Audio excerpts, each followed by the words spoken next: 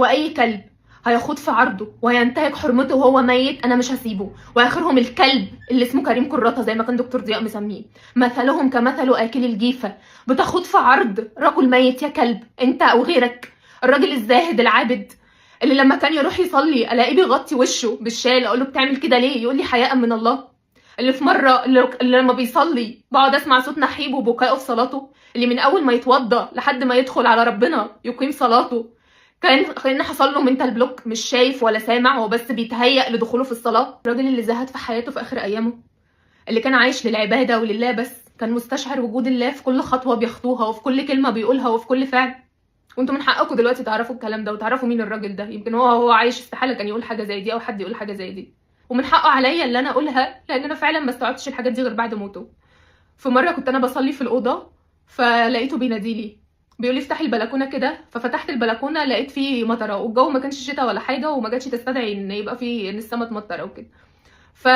فوقفت بقول له ايه ده دي مطرت، ووقفت ادعي ربنا. فقال لي تعالي كده اقعدي. فلقيته ساعتها كانت عينيه مدمعه وكان بيعيط، فبقول له هو في ايه؟ قال لي انا دعيت ربنا وقلت له يا رب انا لاهي وعاصي في الدنيا، ليه انا اللي اخترتني للرساله دي؟ يا رب لو انا على حق ورسالتي حق يا رب السما تمطر. وبيقول لي فعلا لقيتها مطرت. يمكن انا مش فاكره انا ناسيه من بعد موته كل حاجه، يمكن مش فاكره يوم ايه، بس ده تقريبا كان في بدايه جوازنا او حاجه شبه كده. بس في الفتره الاخيره زهد في حياته لدرجه ان انا ما كنتش مستوعبه ايه اللي بيحصل ده.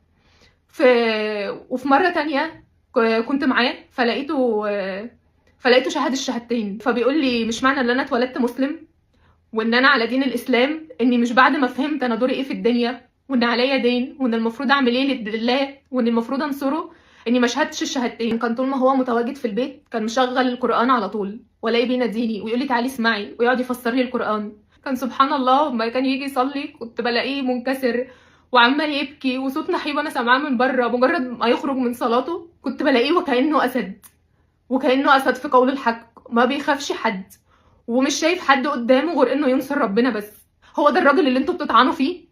والله اي حد هيخوض في عرضه او هيتكلم عنه والله ما هسيبه. واثبتوا انتم على حق وهو ليه حق عليكم بعد ما بصركم بيه، ومش انا بس اللي ليا حق فيه، انتوا كمان ليكوا حق، مش انا بس اللي ليا حق في ضياء العوضي. اثبتوا عاش بلا اله الا الله ومات عليها وحسبنا الله ونعم الوكيل. بها نجى خليله ابراهيم من النار، وعندما قال لهم الناس ان الناس قد جمعوا لكم فاخشوهم فزادتهم ايمانا وقالوا حسبنا الله ونعم الوكيل. وزي ما دكتور ضياء كان بيقول لكم خدوا بالكم من نفسكم ولا تنسوه من صالح الدعاء.